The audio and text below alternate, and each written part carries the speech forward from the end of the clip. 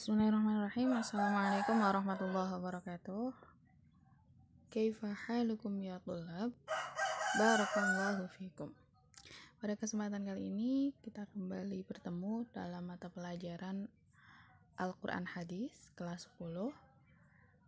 Jika kemarin kita sudah membahas tema tentang unsur-unsur hadis, maka pada kesempatan kali ini kita akan memasuki bab selanjutnya, yakni bab 4 yang mengulas tentang fungsi hadis terhadap Al-Quran.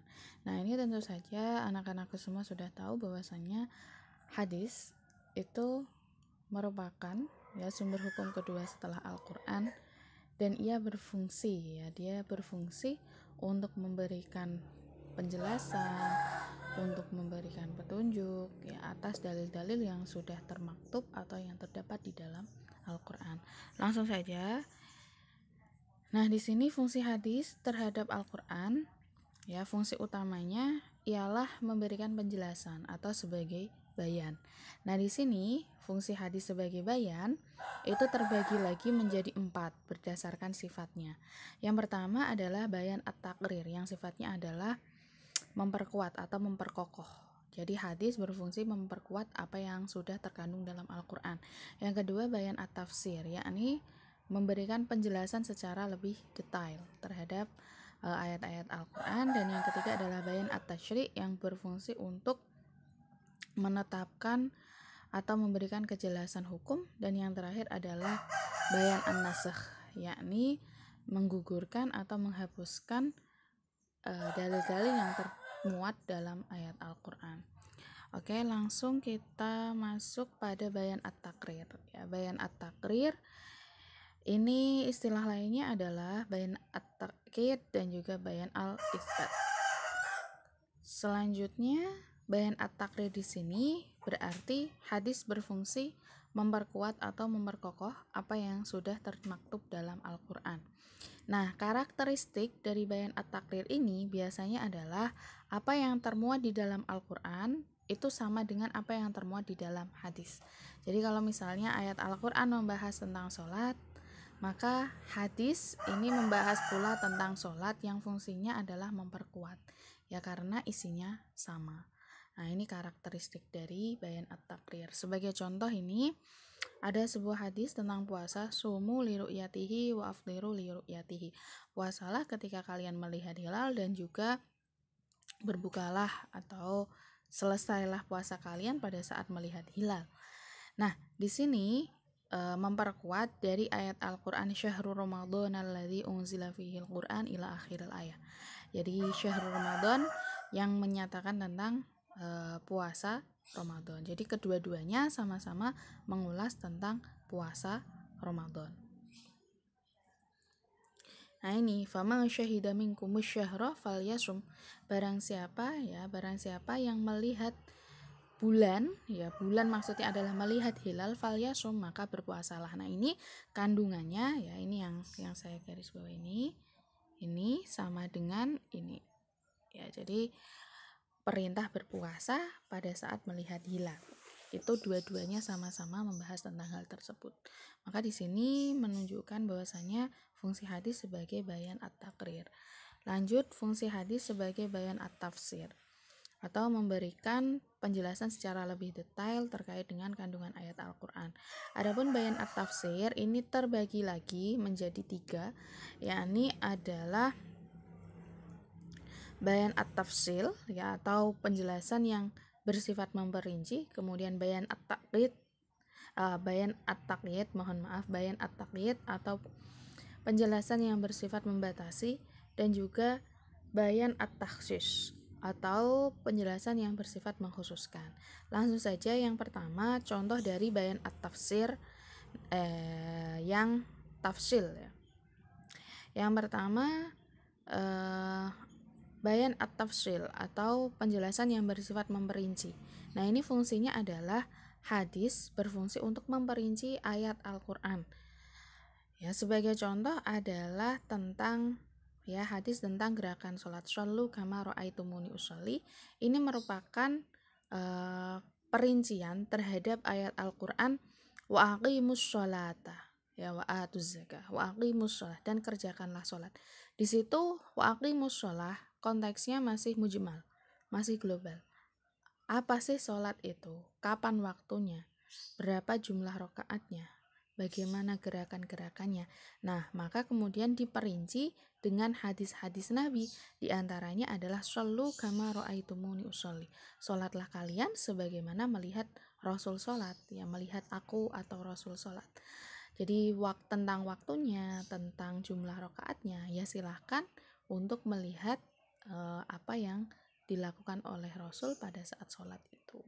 Gitu kurang lebih. Kemudian yang kedua adalah bayan at-tafsir yang berfungsi takyid, ya, sebagai takyid atau pembatasan terhadap ayat-ayat Al-Qur'an yang masih bersifat mutlak, atau yang tidak terbatas. Sebagai contoh adalah hadis tentang hukum potong tangan bagi pencuri yang dibatasi min mifsholil kaffi, dari pergelangan tangan. Nah, ini membatasi dari ayat Al-Qur'an yang bersifat mutlak yang berbunyi wassariqu wassariqatu faqta'u aydiyahuma. Maka potonglah kedua tangan. Nah, itu kan masih bersifat mutlak atau tidak terbatas. Padahal sebenarnya hukum potong tangan itu ada batasannya. Nah, batasan tentang hukum potong tangan ini dijelaskan dalam hadis Nabi yang berbunyi ini, ata bisa riqin faqta'ayadahu min misfalil kafi. Kemudian yang ketiga, bayan at-tafsir yang bersifat mentaksis atau mengkhususkan terhadap ayat Al-Qur'an yang bersifat am atau bersifat umum. Sebagai contoh adalah hadis tentang kehalalan mengkonsumsi dua darah dan dua bangkai. Hillat lakum maitatani wadamani. Ini merupakan pengkhususan bagi ayat Al-Qur'an yang berbunyi hurrimat alaikumul maitatu waddamu. Ya, diharamkan, ya, di dalam ayat Al-Qur'an disebutkan hurrimat alaikumul maitatu waddamu, diharamkan bagi kalian maitah, ya, bangkai, waddamu, dan juga darah. Nah, ini bersifat umum, ya, didapat kalau dipahami secara tekstual maka semua darah dan semua bangkai itu haram. Tapi ternyata di dalam hadis Nabi dikhususkan khusus untuk dua jenis darah dan dua jenis bangkai itu boleh. Dua jenis darah yakni adalah hati dan limfa, sementara untuk dua jenis bangkai adalah ikan dan belalang. Oke, kita lanjutkan pada bayan at-tashri'. Bayan at-tashri' ini berarti hadis berfungsi untuk memberikan atau menambahkan kepastian hukum, ya, yang sebelumnya tidak dijelaskan atau tidak dijelaskan dalam Al-Qur'an, atau hanya dijelaskan atau disebutkan esensinya saja, ya, dalam arti tidak disebutkan secara eksplisit. Sebagai contoh, bayan at-tashri' ini adalah tentang nominal jumlah zakat fitrah. Nah, faradhu zakat al-fitri min ramadhana ala kulli nafsin, ya, ala kulli nafsin, bagi setiap orang itu berapa jumlahnya? Nah, ini so'an min tamrin, satu so' tamr, ya, kemudian au so'an min syairin. Kemudian hadis yang berisi tentang penjelasan yang menambahi ayat yang ada di dalam Al-Qur'an, itu adalah hadis tentang keharaman memakan binatang yang bertaring. Kullu dzinabin minas sibai fakluhu haramun. Ya, setiap hewan, ya, yang memiliki hewan buas yang memiliki taring, ya, fa'akluhu, ya, maka ketika memakannya itu haramun, menjadi haram. Nah, ini sebagai penambah dari apa yang sudah ada di dalam Al-Qur'an. Kemudian bayan an-nasakh. Bayan an-nasakh ini berfungsi menggugurkan atau menghapuskan hukum yang sebelumnya termaktub dalam Al-Qur'an. Sebagai contoh hadis tentang wasiat. La wasiyata liwarithin. Tidak ada wasiat bagi orang yang mewarisi. Nah, di sini mentakhsis dari ayat Al-Qur'an surah Al-Baqarah ayat 180, kutiba alaikum idza hadara ahadakumul mautu in taraka khairanil wasiyatu lil walidaini wal aqrabin. Nah, jadi di sini menerangkan bahwa ketika kalian itu meninggal, ya, maka diwajibkan atas kalian itu meninggalkan wasiat bagi anak-anak, bagi kerabat dan juga yang lain. Nah, di sini menunjukkan bahwasanya ayat Al-Qur'an tentang wasiat itu dihapus dengan hadis la wasiyata liwarithin. Jadi tidak mesti setiap orang yang meninggal itu harus meninggalkan wasiat, begitu kurang lebih. Nah, untuk bayan an-nasakh ini terdapat khilafiyah. Yang pertama, ini menurut Ibnu Hazm dan Mutaqaddimin menyatakan bahwasanya membolehkan menasakh Al-Qur'an dengan segala hadis meskipun hadis tersebut adalah hadis ahad. Ya, hadis ahad atau hadis yang diriwayatkan kurang dari jumlah masyhur, berarti 1 2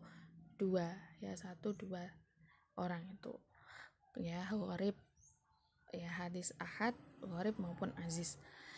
Nah, yang kedua adalah kelompok Hanafiyah. Ini berpendapat membolehkan nasakh dengan hadis masyhur, ya dengan hadis masyhur tanpa harus mutawatir. Jadi tanpa harus mutawatir, jika masyhur, ya jika mutawatir itu rata-rata, bukan rata-rata ya, ada yang berpendapat minimal adalah 4 orang periwayat, maka di bawah itu boleh dijadikan sebagai dasar untuk menasakh ayat Al-Qur'an. Dan yang ketiga, menurut golongan Mu'tazilah, ini membolehkan menasakh dengan syarat harus hadis yang bersifat mutawatir atau yang diriwayatkan oleh banyak rawi. Dan yang terakhir adalah bayan an-nasakh bukanlah fungsi hadis. Ini menurut pendapat ulama yang lain. Jadi di sini bayan an-nasakh ya, yang menggugurkan hadis yang bisa menggugurkan hukum yang termuat di dalam Al-Qur'an itu terdapat perbedaan pendapat di kalangan ulama. Nah, kalau misalnya kita telah lebih jauh, maka kita masuk dalam pendapat yang pertama, ya, karena kita akan mengikuti ulama mutaqaddimin, yakni Imam Syafi'i. Maka di sini diperbolehkan menasakh ayat Al-Qur'an dengan hadis Nabi meskipun hadis tersebut termasuk dalam kategori ahad. Berikutnya, kedudukan hadis terhadap Al-Qur'an ini sudah kita ulas di awal, bahwasanya hadis berkedudukan sebagai sumber hukum kedua setelah Al-Qur'an. Dan adapun dalil-dalilnya, yang pertama ialah yang termuat dalam An-Nisa ayat 80, may yuti'ir rasula faqad atha'a Allah. Jadi barang siapa yang menaati Rasul itu, maka juga menaati Allah. Wa ma atakumur rasulu fakhudhuhu. Jadi apa yang datang kepada Rasulmu itu fakhudhuhu, maka ambillah. Jadi ini menunjukkan bahwasanya kita diperintahkan untuk mengikuti apa yang dilakukan oleh Rasul atau apa yang dibawa oleh Rasul. Dan ya ayyuhalladzina amanu athi'ullaha wa athi'ur rasul. Jadi athi'ullah, taatlah kepada Allah, berarti meliputi taat juga terhadap sabda firman Allah yang termuat dalam Al-Qur'an, dan juga athi'ur rasul, taat kepada Rasul, berarti juga taat atau beriman ya atau meyakini tentang apa yang disabdakan oleh Rasul dalam hadis. Di samping itu juga ada juga dalil yang terdapat dalam hadis, alaikum bisunnati wasunnati khulafair rasyidin. Ya, jadi bagi kalian itu wajib untuk mengikuti sunnah dan juga sunnah-sunnah atau jalan yang ditempuh oleh khulafaur rasyidin. Itu adalah dalil tentang kedudukan hadis terhadap Al-Qur'an. Kalau ini saya rasa sudah jelas.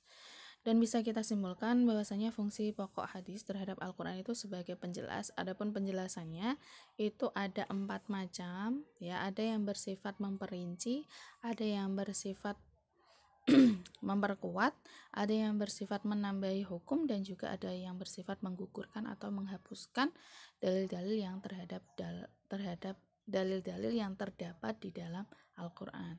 Adapun kedudukan hadis ini di dalam Islam sebagai sumber hukum kedua setelah Al-Qur'an. Di dalilnya antara lain yang termuat dalam An-Nisa ayat 80. Barangkali itu, nanti kalau misalnya ada yang ingin ditanyakan, ya boleh silakan ditanyakan di kolom komentar maupun boleh juga melalui Wapri. Dan juga jangan lupa untuk mengerjakan soal-soal, ya, soal-soal untuk evaluasi materi bab 4 ini. Baik, terima kasih. Ya, mohon maaf apabila terdapat kekurangan. Syukran lakum ala husni ihtimamikum wal afu minkum. Wassalamualaikum warahmatullahi wabarakatuh.